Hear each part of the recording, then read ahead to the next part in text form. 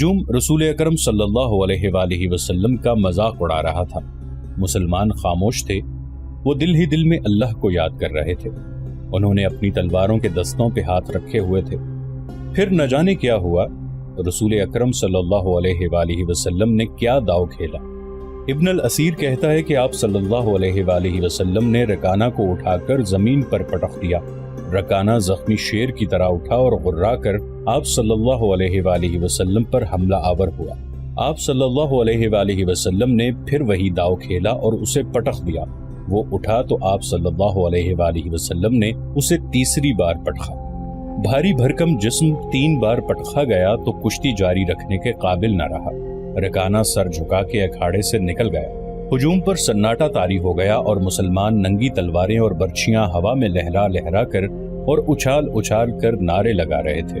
چچا رکانہ، رسول اللہ صلی اللہ علیہ وآلہ وسلم نے للکار کر کہا، اپنا وعدہ پورا کر اور یہیں اعلان کر کہ آج سے تو مسلمان ہے۔ رکانہ نے قبول اسلام سے صاف انکار کر دیا۔ یہ طاقت جسمانی نہیں تھی۔ خالد نے نخلستان میں لیٹے لیٹے اپنے آپ سے کہا، رکانہ کو یوں 3 بار پٹخنا تو دور کی بات ہے، اسے کوئی پچھاڑ بھی نہیں سکا تھا۔ رسول اکرم صلی اللہ علیہ وآلہ وسلم کا تصور خالد کے ذہن میں نکھر آیا۔ وہ آپ صلی اللہ علیہ وآلہ وسلم کو اچھی طرح سے جانتا تھا، لیکن اب وہ محسوس کر رہا تھا جیسے وہ محمد صلی اللہ علیہ وآلہ وسلم کوئی اور تھے جنہیں وہ بچپن سے جانتا تھا۔ اس کے بعد آپ صلی اللہ علیہ وآلہ وسلم نے جو رخ اختیار کیا تھا، اس میں خالد آپ صلی اللہ علیہ وآلہ وسلم کو نہیں پہچانتا تھا۔ نبوت کے دعوے کے بعد خالد کی آپ صلی اللہ علیہ وآلہ وسلم کے ساتھ بول چال بند ہو گئی تھی۔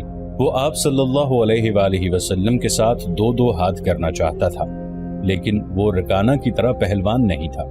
وہ میدان جنگ میں لڑنے والا اور لڑنے والوں کی قیادت کرنے والا جنگجو تھا، لیکن اس وقت مسلمان فوج کی صورت میں لڑنے کے قابل نہیں تھے۔ جب مسلمان فوج کی صورت میں لڑنے کے قابل ہوئے اور قریش کے ساتھ ان کا پہلا مارکا ہوا، اس وقت خالد کے لیے ایسے حالات پیدا ہو گئے تھے کہ وہ اس مارکے میں شامل نہیں ہو سکا تھا۔ اس کا انہیں بہت افسوس تھا۔ یہ مارکہ بدر کا تھا جس میں 313 مجاہدین اسلام نے 1000 قریش کو شکست دی تھی۔ خالد دانت پیستا رہ گیا تھا، لیکن اس روز جب وہ اس نخلستان میں لیٹا ہوا تھا، اسے خیال آیا کہ 313 نے 1000 کو کس طرح سے شکست دے دی تھی۔ اس نے شکست کھا کے آنے والوں سے پوچھا تھا کہ مسلمانوں میں وہ کون سی خوبی تھی جس نے انہیں فتح یاب کیا تھا۔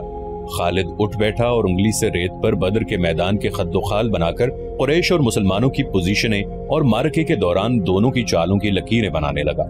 باپ نے اسے فن حرب و ضرب کا ماہر بنا دیا تھا۔ بچپن میں اسے گھڑ سواری سکھائی، لڑکپن میں اسے اکھڑ اور منہ زور گھوڑوں کو قابو میں لانے کے قابل بنایا۔ نوجوانی میں وہ شہسوار بن چکا تھا، شتر سواری میں بھی وہ ماہر تھا۔ اس کا باپ ہی اس کا استاد تھا۔ اس نے خالد کو نہ صرف سپاہی بلکہ سالار بنایا تھا۔ خالد کو جنگ و جدل اتنی اچھی لگی کہ وہ لڑنے اور لڑانے کے طریقوں پر غور کرنے لگا اور جوانی میں فوج کی قیادت کے قابل ہو گیا تھا۔ اسے بدر کی لڑائی میں شامل نہ ہو سکنے کا افسوس تھا اور وہ انتقام کے طریقے سوچتا رہتا تھا، لیکن اب اس کی سوچوں کا دھارا اور طرف چل پڑا تھا۔ مکہ سے روانگی سے کچھ عرصہ پہلے سے وہ اس سوچ میں کھو گیا تھا کہ رسول اکرم صلی اللہ علیہ وآلہ وسلم نے رکانہ پہلوان کو 3 بار پٹخا تھا۔ بدر میں آپ صلی اللہ علیہ وآلہ وسلم نے محض 313 مجاہدین سے 1000 کو شکست دی۔ یہ کوئی اور ہی قوت تھی، لیکن بدر کے مارکے کے بعد اس کے دل میں مسلمانوں کے خلاف انتقام کی آگ سلگ رہی تھی۔ مسلمان مارکہ بدر میں قریش کے بہت سے آدمیوں کو قیدی بنا کر لے گئے تھے۔ قریش کے سرداروں کے لیے تو یہ صدمہ تھا ہی، اس کا بہت برا اثر خالد نے قبول کیا تھا۔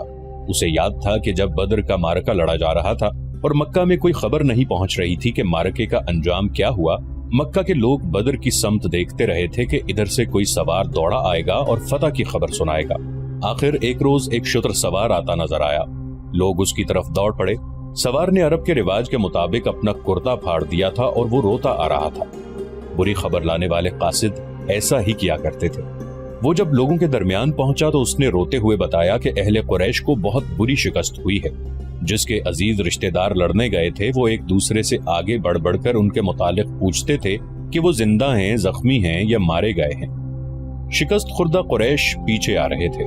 مارے جانے والوں میں 17 افراد خالد کے قبیلے بنو مخزوم کے تھے اور ان سب کے ساتھ خالد کا خون کا بڑا قریبی رشتہ تھا۔ ابو جہل بھی مارا گیا تھا۔ خالد کا بھائی جس کا نام ولید تھا جنگی قیدی بن گیا تھا۔ ابو سفیان جو کہ قریش کے سرداروں کا سردار تھا اور اس کی بیوی ہند بھی موجود تھی، اس نے پوچھا، کچھ میرے باپ اور میرے چچا کے متعلق بتائے قاصد۔ قاصد نے کہا، تمہارا باپ عتبہ، علی اور حمزہ کے ہاتھوں مارا گیا ہے، اور تمہارے چچا شیبہ کو اکیلے حمزہ نے قتل کیا ہے، اور تمہارا بیٹا حنظلہ علی کے ہاتھوں مارا گیا ہے۔ ابو سفیان کی بیوی ہند نے پہلے تو علی اور حمزہ کو بلند آواز سے برا بھلا کہا اور پھر بولی، اللہ کی قسم میں اپنے باپ اور اپنے چچا اور اپنے بیٹے کے خون کا بدلہ ضرور لوں گی۔ ابو سفیان پر خاموشی تاری تھی۔ خالد کا خون کھول رہا تھا۔ قریش کے 70 آدمی مارے گئے تھے اور جو جنگی قیدی ہوئے تھے ان کی تعداد بھی اتنی ہی تھی۔ خالد اٹھا، دری جھاڑ کر لپیٹی اور گھوڑے کی زین کے ساتھ باندھ کر سوار ہوا اور مدینہ کی سمت چل پڑا۔ اس نے ذہن کو یادوں سے خالی کر دینا چاہا، لیکن اس کا ذہن مدینہ پہنچ جاتا جہاں رسول اللہ صلی اللہ علیہ وآلہ وسلم تھے اور جو تبلیغ اسلام کا مرکز بن گیا تھا۔ آپ صلی اللہ علیہ وسلم کا خیال آتے ہی اس کا ذہن پیچھے چلا جاتا اور اسے وہ منظر دکھاتا جس کے خالق حضور صلی اللہ علیہ وآلہ وسلم تھے۔ اس کے ذہن میں ہند کے الفاظ یاد آئے جو اس نے اپنے خامند ابو سفیان سے کہے تھے، میں اپنے باپ اور چچا کو بھول سکتی ہوں۔ ہند نے کہا تھا، کیا میں اپنے لخت جگر حنظلہ کو بھی بھول جاؤں؟ ماں اپنے بیٹے کو کیسے بھول سکتی ہے؟ اللہ کی قسم، میں محمد کو اپنے بیٹے کا خون معاف نہیں کروں گی۔ یہ لڑائی محمد نے کرائی ہے، میں حمزہ اور علی کو نہیں بخشوں گی۔ وہ میرے باپ، میرے چچا اور میرے بیٹے کے قاتل ہیں۔ میرے خون کو صرف میرے بیٹے کا قتل گرما رہا ہے۔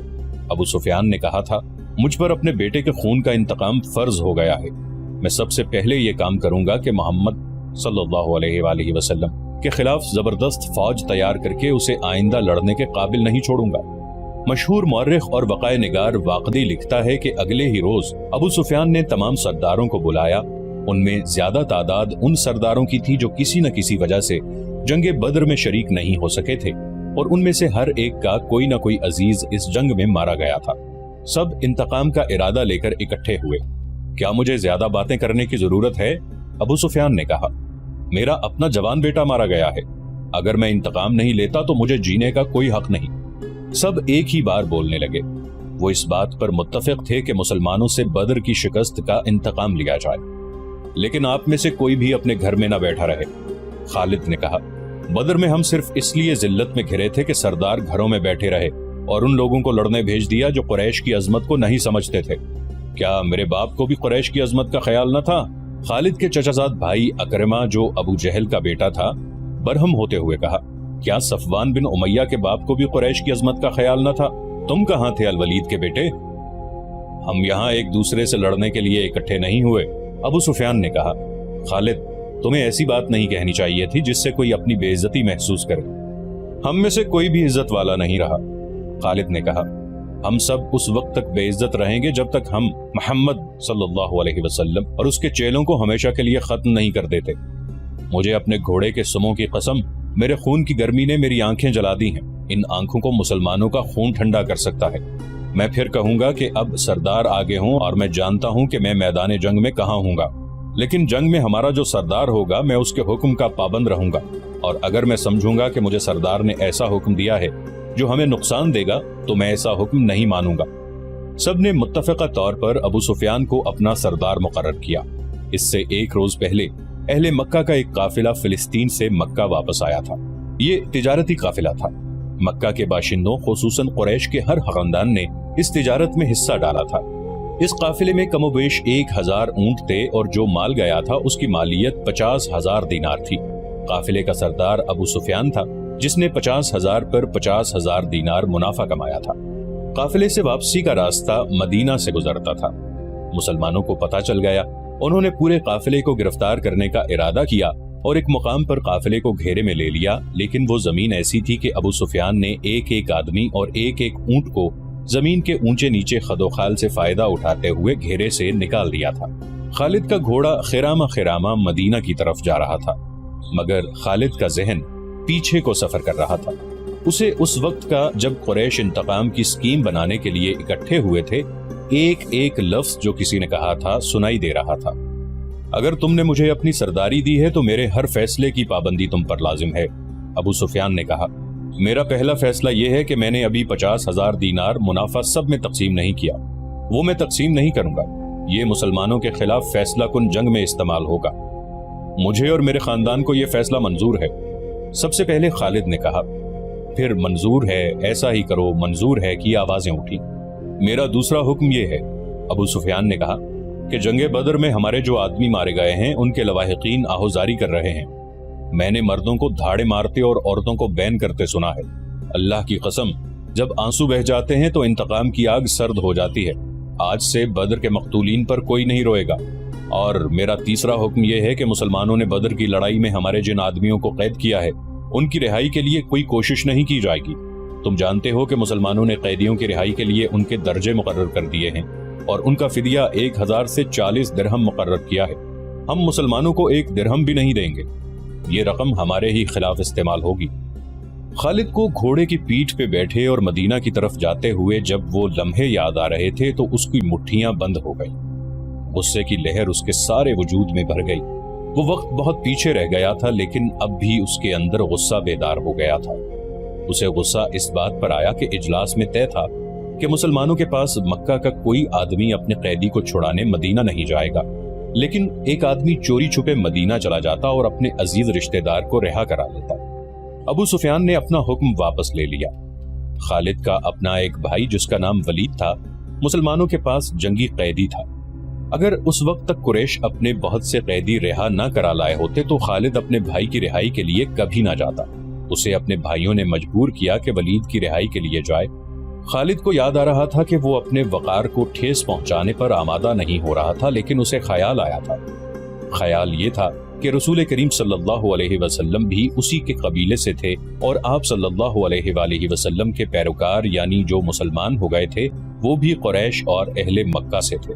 وہ آسمان سے تو نہیں اترے تھے، وہ اتنے جری اور دلیر تو نہیں تھے کہ 313 کی تعداد میں 1000 کو شکست دے سکتے۔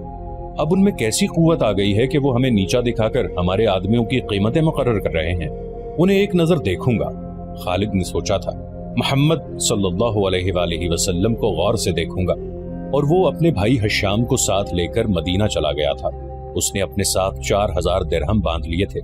اسے معلوم تھا کہ بنو مخزوم کے سردار الولید کے بیٹے کا فدیہ 4000 درہم سے کم نہیں ہوگا۔ ایسا ہی ہوا۔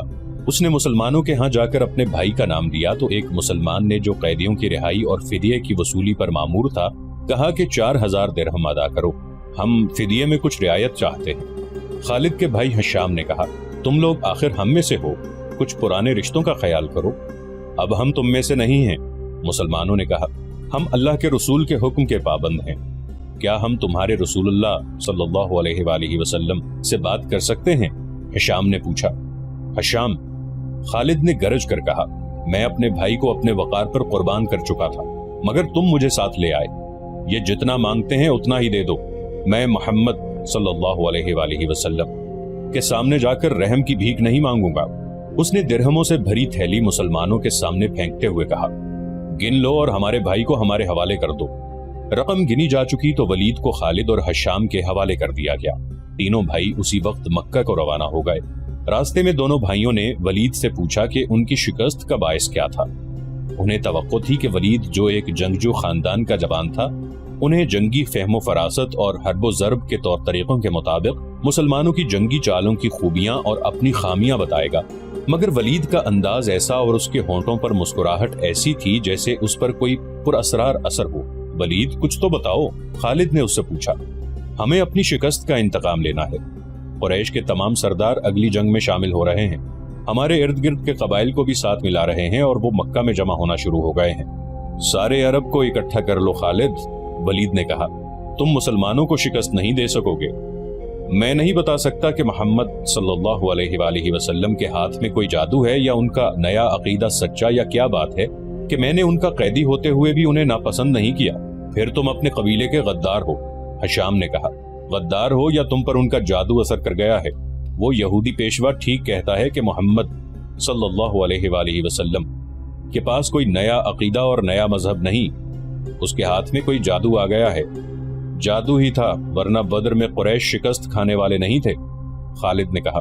ولید جیسے ان کی باتیں سن ہی نہیں رہا تھا، اس کے ہونٹوں پر تبسم تھا और वो मुड़ मुड़ कर मदीने की तरफ देखता जाता था। मदीना से कुछ दूर जुल हलीफा नाम की एक जगह हुआ करती थी। तीनों भाई वहां पहुंचे तो रात गहरी हो चुकी थी। रात गुजारने के लिए वो वहीं रह गए। सुबह आंख खुली तो वलीद गायब था, उसका घोड़ा भी वहां नहीं था। खालिद और हशाम सोच सोच कर इस नतीजे पर पहुंचे कि वलीद वापस मदीना चला गया है। उन्होंने देखा कि उस पर कोई असर था, ये असर मुसलमानों का ही हो सकता था। दोनों भाई मक्का आ गए। चंद दिनों बाद उन्हें मक्का में वलीद का ज़बानी पैगाम मिला कि उसने मोहम्मद सल्लल्लाहु अलैहि वसल्लम को खुदा का सच्चा रसूल तस्लीम कर लिया है और वो आप सल्लल्लाहु अलैहि वसल्लम की शख्सियत और बातों से इतना मुतासिर हुआ है कि उसने इस्लाम कबूल कर लिया है। मुअर्रिखीन लिखते हैं कि वलीद बिन अल वलीद रसूल अकरम सल्लल्लाहु अलैहि वसल्लम के मंजूर नजर रहे और उन्होंने मजहब में भी और कुफार के साथ मारका आराई में भी नाम पैदा किया। खालिद को उस वक्त बहुत गुस्सा आया था। एक तो उसका भाई गया, दूसरे 4000 दिरहम गए। चूंकि कुरैश और मुसलमानों के दरमियान खूनी दुश्मनी पैदा हो चुकी थी, इसलिए मुसलमानों ने ये रकम वापस ना की। रकम वापस न करने की दूसरी वजह यह थी कि वलीद ने रसूल करीम सल्लल्लाहु अलैहि वसल्लम को बता दिया था कि कुरैश मुसलमानों के खिलाफ फैसला कुन जंग की तैयारी कर रहे हैं और इसके लिए बेअंदाज दिरहम और दीनार इकट्ठे किए जा चुके हैं। खालिद मदीना की तरफ चला जा रहा था। उसे उफक से एक कोहान सी उभरती हुई नजर आने लगी। खालिद जानता था कि ये क्या है। ये ओहद की पहाड़ी थी जो मदीना से 4 मील शिमाल में है। उस वक्त खालिद रेत की बड़ी लंबी और कुछ ऊंची टीकरी पर चला जा रहा था। ओहद ओहद। खालिद के होंठों से सरगोशी निकली और उसे अपनी ललकार सुनाई देने लगी। मैं अबू सुलेमान हूं।